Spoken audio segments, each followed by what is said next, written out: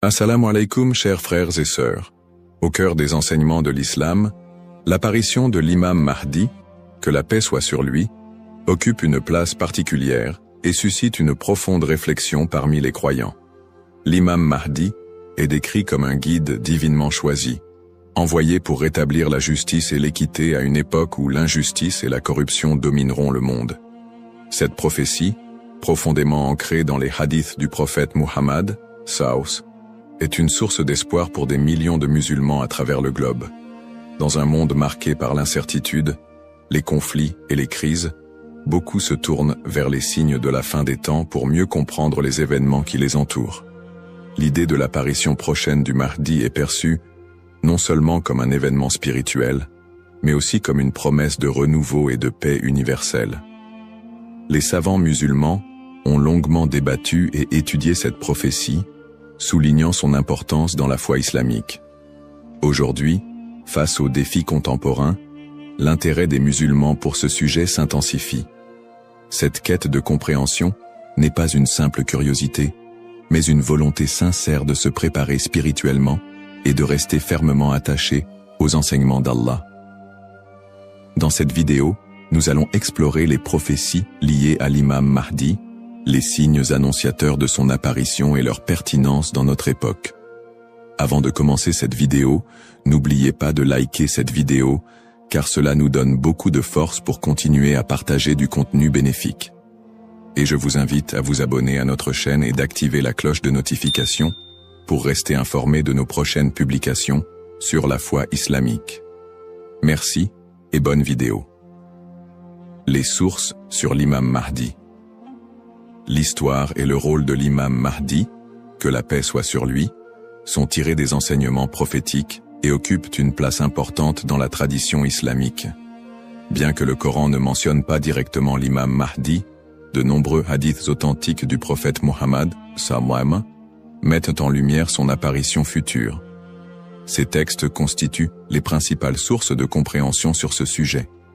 Parmi les hadiths largement acceptés par les savants, on trouve celui rapporté par Abu Saïd al-Khudri, qu'Allah soit satisfait de lui, où le prophète, Saus, a dit « Le jour de la résurrection ne viendra pas avant qu'Allah n'envoie un homme de ma descendance, dont le nom sera comme le mien, et dont le nom du Père sera comme celui de mon Père. Il remplira la terre de justice et d'équité, tout comme elle était auparavant remplie d'oppression et d'injustice. » Rapporté par Abu Daoud et authentifié par Al-Albani. Un autre hadith rapporté par Salama, qu'Allah soit satisfait d'elle, mentionne « Le Mahdi viendra de ma descendance, de la lignée de Fatima. » Sunan Ibn Majah, Sahih, selon Al-Albani. Ces hadiths, et bien d'autres, montrent que l'imam Mahdi sera un descendant direct du prophète Muhammad, Saus, portant son nom et sa mission. Guider l'humanité et rétablir l'équilibre et la justice dans un monde troublé. Cependant, il est crucial de faire la distinction entre les sources authentiques et celles qui sont discutables. Les savants de l'islam ont mis en garde contre l'utilisation de hadiths faibles ou inventés pour alimenter des spéculations sur l'imam Mahdi. Par exemple, certains récits non authentifiés décrivent des événements exagérés ou incompatibles avec les enseignements fondamentaux de l'islam. Ces récits, bien qu'ils puissent captiver l'imaginaire populaire, ne doivent pas être utilisés pour fonder nos croyances. L'imam Ibn Kathir, dans son ouvrage Al-Bidaya wal-Nihaya, a compilé plusieurs récits authentiques sur le Mahdi, tout en dénonçant les récits non fiables. De même, des savants contemporains comme Sheikh Al-Albani ont travaillé pour classifier les hadiths sur ce sujet, permettant aux croyants de se baser uniquement sur des textes crédibles. En tant que musulmans, il est de notre devoir de ne suivre que ce qui est prouvé par les textes authentiques et validé par les savants. L'imam Mahdi est une figure réelle dans la foi islamique, mais les spéculations et exagérations doivent être évitées. La connaissance vérifiée, transmise par des chaînes de narration fiables, est essentielle pour une compréhension correcte. Ainsi, avant de discuter ou de croire à certaines affirmations concernant l'imam Mahdi, il est important de se référer aux sources validées et d'agir avec prudence. ce sujet n'est pas un espace pour les opinions personnelles ou les interprétations hasardeuses, mais plutôt une opportunité d'approfondir notre foi avec sérieux et sincérité. Les signes avant-coureurs de son apparition. L'apparition de l'imam Mahdi, que la paix soit sur lui, sera précédée de nombreux signes prophétiques annoncés par le prophète Muhammad, SAW. Ces signes, regroupés en deux catégories principales, majeurs et mineurs, servent d'indicateurs pour les croyants. Ils rappellent l'approche de la fin des temps et l'importance de se préparer spirituellement. Les signes mineurs de la fin des temps. Les signes mineurs, également appelés Ashrat al-Sa'a, sont des événements qui se manifestent progressivement dans le temps. Beaucoup d'entre eux sont déjà visibles aujourd'hui. Parmi les signes mentionnés dans les hadiths, la prolifération des injustices et des oppressions. Le prophète, SAW, a dit « Quand l'autorité sera donnée à ceux qui ne la méritent pas, alors attends-leur » Sahih al-Bukhari. Ce signe est visible à travers la corruption généralisée, les injustices sociales et l'abus de pouvoir. La multiplication des divisions parmi les musulmans. Le prophète, SAW, a mentionné que la communauté musulmane sera fragmentée en différents groupes, chacun suivant son propre chemin. L'apparition d'innovations religieuses et la négligence de la sunna les croyants délaisseront les enseignements du Coran et de la sunna, tandis que les innovations deviendront courantes. L'expansion des richesses matérielles mais une pauvreté spirituelle. Dans un hadith rapporté par Abu Huraira, le prophète, SAW, a dit « L'heure ne viendra pas avant que la richesse ne devienne abondante au point que personne n'acceptera une aumône. » Sahih al-Bukhari. La dégradation des mœurs. Les valeurs morales seront mises de côté, et les comportements immoraux deviendront monnaie courante. Ces signes, bien qu'inquiétants, sont aussi une opportunité pour les croyants de retourner vers Allah, de se repentir et de renforcer leur foi. Les signes majeurs de la fin des temps. Les signes majeurs sont des événements extraordinaires et universels qui marqueront une étape décisive avant l'apparition de l'imam Mahdi et le jour du jugement.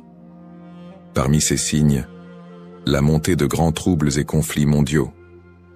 Des guerres intenses et des désordres sans précédent se propageront, causant chaos et destruction. L'émergence du Dajjal, l'Antéchrist.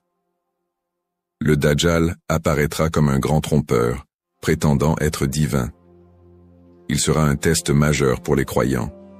L'imam Mahdi sera un guide spirituel crucial pour affronter cette épreuve. L'apparition d'un feu en Arabie. Le prophète, SAW, a dit « L'heure ne viendra pas avant qu'un feu ne sorte du Hijaz et éclaire les coups des chameaux à Bousra. » Sahih al-Bukhari. Le lever du soleil à l'ouest. Ce phénomène surnaturel marquera un point de non-retour pour le repentir des gens.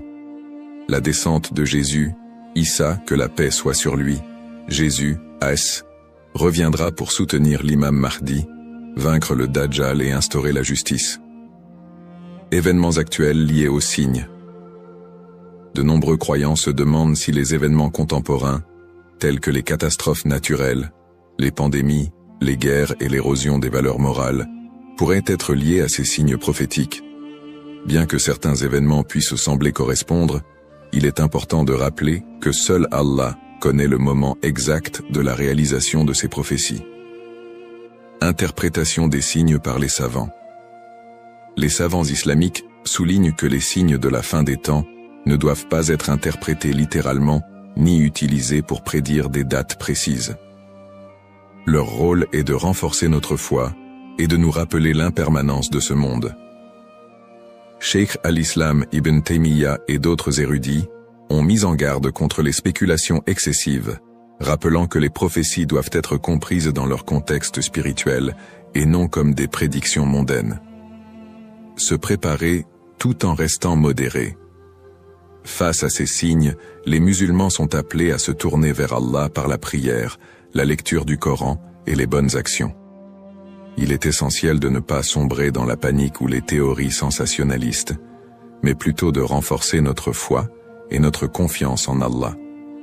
Comme le prophète SAW l'a dit, « Agissez tant que vous êtes en vie ». Un rappel essentiel. Enfin, Il est crucial de se souvenir que seul Allah connaît le moment exact de l'apparition de l'imam Mahdi et du jour du jugement. Le rôle du croyant est de se préparer spirituellement et d'agir pour le bien, sans céder aux inquiétudes ou à l'impatience. Qui est l'imam Mahdi? L'imam Mahdi, que la paix soit sur lui, est une figure centrale des prophéties islamiques liées à la fin des temps. Son nom, Al-Mahdi, signifie « le bien guidé », et il est décrit comme un leader choisi par Allah pour restaurer la justice et l'équité dans un monde plongé dans l'injustice et la corruption. Il incarne l'espoir et la rédemption pour les croyants, à une époque où les valeurs morales et spirituelles auront été gravement dégradées. Le rôle de l'imam Mahdi selon les enseignements islamiques. Le rôle principal de l'imam Mahdi sera de guider l'humanité sur le chemin de la vérité et de la foi. Il apportera la justice dans un monde envahi par l'oppression et rétablira l'ordre dans les sociétés désorganisées.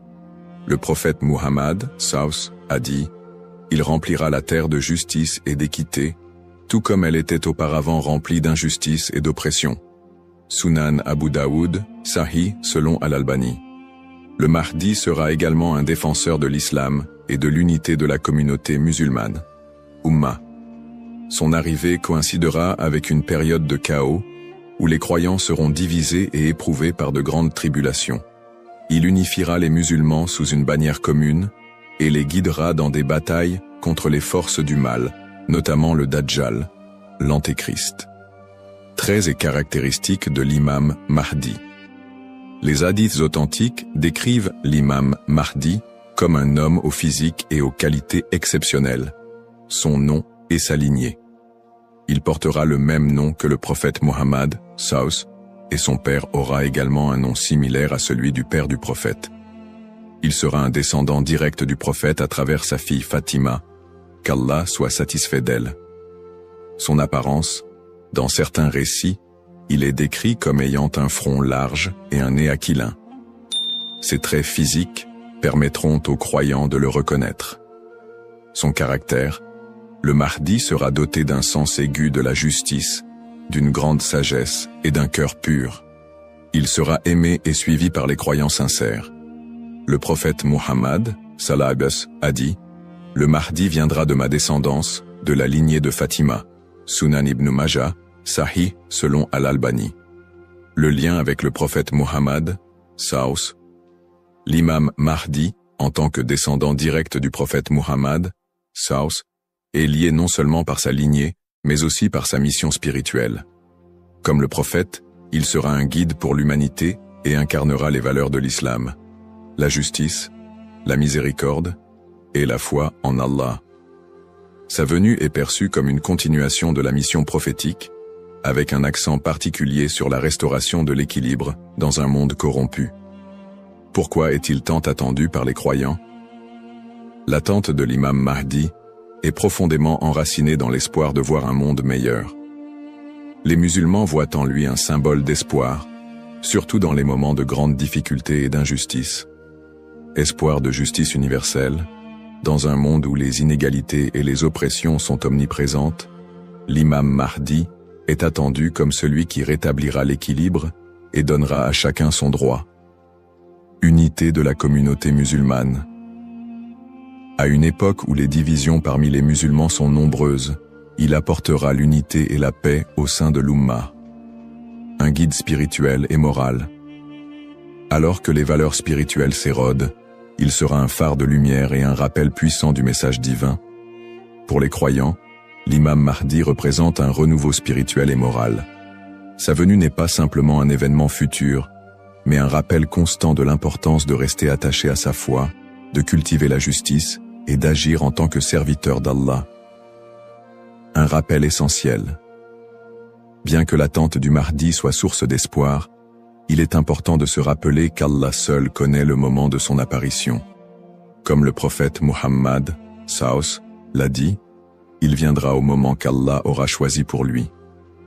Cette croyance nous rappelle de nous concentrer sur nos propres actions et de renforcer notre foi en préparation à cet événement majeur. Le rôle du croyant en attendant l'imam Mahdi. L'attente de l'imam Mahdi, que la paix soit sur lui, est une réalité profondément ancrée dans la foi islamique. Cependant, cette attente ne doit pas être perçue comme une justification pour l'inaction ou la passivité. Au contraire, le croyant est appelé à renforcer sa foi, ses bonnes actions et son lien avec Allah dans cette période d'attente. Se concentrer sur ses propres actes et sa foi. L'attente de l'imam Mahdi ne signifie pas que les croyants doivent simplement espérer un changement sans agir. Allah nous rappelle dans le Coran, « Certes, Allah ne modifie pas l'état d'un peuple tant qu'il ne modifie pas ce qui est en eux-mêmes. » Sourate Ar-Ra'd 13-11. Cela implique que chaque croyant doit se concentrer sur l'amélioration de ses propres actes, de sa foi et de son comportement.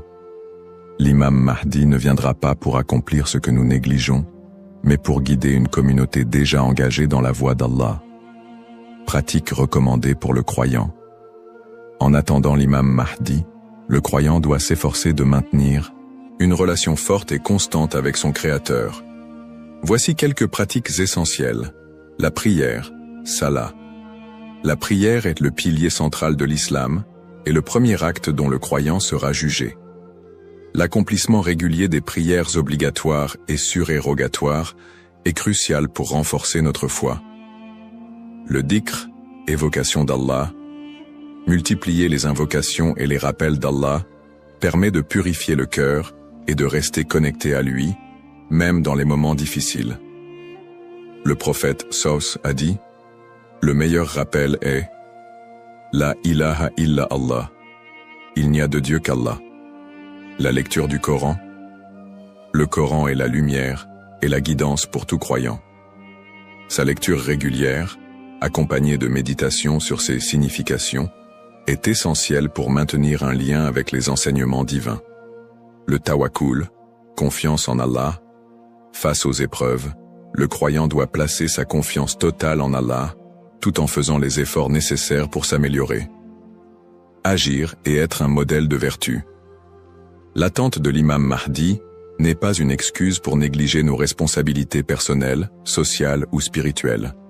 Au contraire, chaque croyant doit être un modèle de vertu et d'excellence dans tous les aspects de sa vie.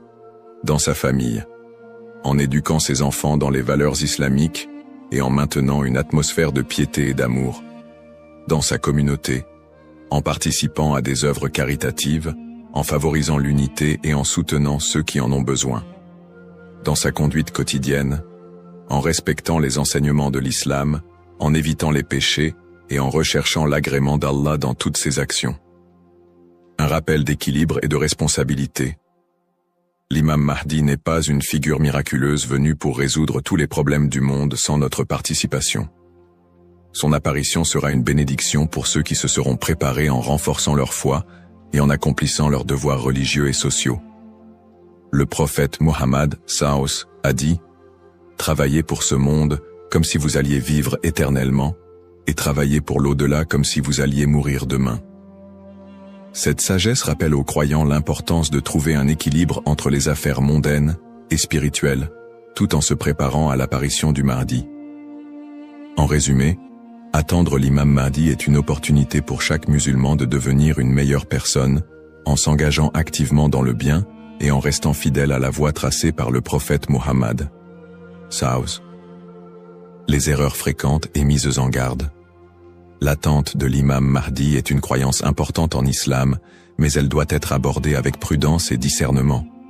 Les spéculations non fondées et les interprétations erronées des signes peuvent conduire à des malentendus et à des dérives, s'éloignant ainsi des enseignements authentiques de l'islam. Les spéculations non fondées sur son apparition. De nombreuses personnes, face aux troubles mondiaux et aux épreuves, se livrent à des spéculations sur l'apparition imminente de l'imam Mahdi. Certains affirment même avoir vu des signes ou identifié des individus comme étant le Mahdi. Ces spéculations, bien qu'alimentées par l'inquiétude ou l'espoir, sont souvent basées sur des sources faibles ou des interprétations personnelles. Le prophète Mohammed Saus nous a rappelé que seul Allah connaît le moment de ces événements. Quant à l'heure, nul ne la connaît, si ce n'est Allah. Sourate Luqman, 13 13 4. Il est donc essentiel de rester vigilant face à ceux qui prétendent connaître des détails précis ou fixer des dates, car cela va à l'encontre des enseignements islamiques. Les dangers d'interpréter les événements sans preuves solides. L'histoire a montré que certains individus ou groupes ont abusé de la croyance en l'imam Mahdi pour manipuler les gens, provoquer des divisions ou instaurer des mouvements extrémistes. Ces interprétations sans fondement solide peuvent semer la confusion et détourner les croyants de leur foi. Les savants mettent en garde contre l'interprétation erronée des textes prophétiques sans une connaissance approfondie. L'utilisation des événements actuels pour affirmer des prophéties sans preuves solides. La propagation de fausses informations ou d'idéologies qui ne reposent pas sur le Coran et la Sunna. Les conseils des savants pour éviter les dérives. Pour se prémunir contre ces erreurs, les savants recommandent les points suivants. S'appuyer sur les sources authentiques, étudier les hadiths authentiques et éviter les récits douteux ou faibles. Ne pas se précipiter dans les conclusions, rester humble et reconnaître que seul Allah connaît la vérité absolue. Consulter les savants compétents, s'adresser à des érudits fiables pour toute question ou doute sur les prophéties. Se concentrer sur ses propres actes, plutôt que de se perdre dans des spéculations inutiles, renforcer sa foi et accomplir ses devoirs religieux. Un rappel essentiel. L'apparition de l'imam Mahdi est un événement certain, mais son moment reste un secret d'Allah. Le prophète Mohammed SAW nous a enseigné l'importance de ne pas se perdre dans des conjectures, mais de rester attaché aux principes de l'islam et de faire confiance à Allah. Celui qui place sa confiance en Allah, il lui suffit. Surat At-Talaq, 65-3. En résumé, chaque croyant doit éviter les pièges des spéculations et des interprétations erronées et se concentrer sur l'essentiel, sa relation avec Allah et son engagement à suivre les enseignements du prophète SAW. L'importance de l'espoir et de la confiance en Allah. Dans un monde rempli de défis, d'épreuves et d'incertitudes, il est essentiel pour les croyants de maintenir un profond sentiment d'espoir et une confiance absolue en Allah. La promesse de l'apparition de l'imam Mahdi, que la paix soit sur lui, n'est pas un appel à la peur, mais un rappel de la miséricorde et de la sagesse infinie d'Allah. Ne pas céder à la peur ou à l'anxiété. Les épreuves de la vie peuvent parfois paraître écrasantes, mais Allah nous rappelle dans le Coran. Ne vous laissez pas abattre et ne soyez pas tristes. Vous êtes les supérieurs si vous êtes croyants. Surat Al-Imran 3:139. Plutôt que de succomber à l'anxiété face aux troubles du monde ou aux signes de la fin des temps, les croyants doivent se rappeler que ces événements font partie du plan divin. Allah est le meilleur des planificateurs, et tout ce qui se passe a une raison profonde, même si elle nous échappe. Chaque épreuve est une opportunité de se rapprocher d'Allah. Les moments de difficulté sont, en réalité, des occasions uniques pour renforcer sa foi et son lien avec Allah. Le prophète Mohammed SAW a dit « La récompense est proportionnelle à l'épreuve. Lorsqu'Allah aime un peuple, il l'éprouve. » Sahih al-Bukhari. Au lieu de voir les épreuves comme des obstacles, elles doivent être perçues comme des moyens d'expier nos péchés, de purifier nos cœurs et d'accroître notre patience et notre gratitude. Les pratiques comme le dhikr, la prière et la lecture du Coran permettent de transformer ces épreuves en des opportunités de rapprochement avec Allah. Plus le croyant se connecte à son Seigneur, plus il trouve de sérénité et de force face à l'adversité. Rester unifié en tant qu'Umma. L'unité de la communauté musulmane, Umma, est un pilier essentiel dans la préparation à l'apparition de l'imam Mahdi. La division affaiblit les croyants et les détourne de leurs objectifs spirituels. Allah nous appelle à l'unité dans le Coran. Et cramponnez-vous tous ensemble au câble d'Allah et ne soyez pas divisés. Surat Al-Imran 3:103. En restant unis, les croyants peuvent surmonter les épreuves collectives et se soutenir mutuellement dans la foi. L'entraide, le pardon et l'amour fraternel sont des valeurs fondamentales pour bâtir une communauté forte et résiliente. Un rappel d'espoir et de sérénité. Allah est toujours avec ceux qui placent leur confiance en lui. Le prophète Mohammed, Savus, nous a enseigné que même dans les moments les plus sombres, Il y a toujours de l'espoir pour ceux qui se tournent vers Allah avec sincérité. Il a dit, étonnante est l'affaire du croyant. Tout ce qui lui arrive est un bien pour lui. Si un bonheur l'atteint, il remercie, et c'est un bien pour lui. Et si un malheur l'atteint, il patiente, et c'est un bien pour lui. Sahih Muslim. Ainsi, en renforçant notre foi, en restant unis et en plaçant notre confiance en Allah, nous transformons les moments d'incertitude en des opportunités de grandir spirituellement et de construire un avenir meilleur pour l'Ummah. Conclusion inspirante. En résumé, la prophétie de l'apparition de l'imam Mahdi est un rappel puissant pour les croyants de renforcer leur foi, d'être attentifs aux enseignements d'Allah et de se préparer spirituellement à l'au-delà. Nous avons exploré les sources authentiques qui mentionnent l'imam Mahdi, les signes avant-coureurs de son apparition et son rôle dans la restauration de la justice et de l'équité. Nous avons également mis en lumière l'importance pour chaque croyant d'agir, de cultiver la patience et de ne pas tomber dans des spéculations infondées. Ces enseignements sont une invitation à la réflexion personnelle. Suis-je prêt à rencontrer mon Seigneur? Ai-je accompli les devoirs qu'Allah m'a confiés? L'attente de l'imam Mahdi doit nous pousser à purifier nos intentions, à accroître nos bonnes actions et à renforcer l'unité de l'Ummah. Terminons cette réflexion par une invocation sincère. Ô Allah, guide-nous sur le droit chemin, raffermis notre foi et aide-nous à être parmi ceux qui te plaisent. Protège l'humanité des épreuves et des divisions et accorde à l'Ummah l'unité et la paix. Fais de nous des serviteurs sincères et prépare nos cœurs à accueillir tes bénédictions. Amin.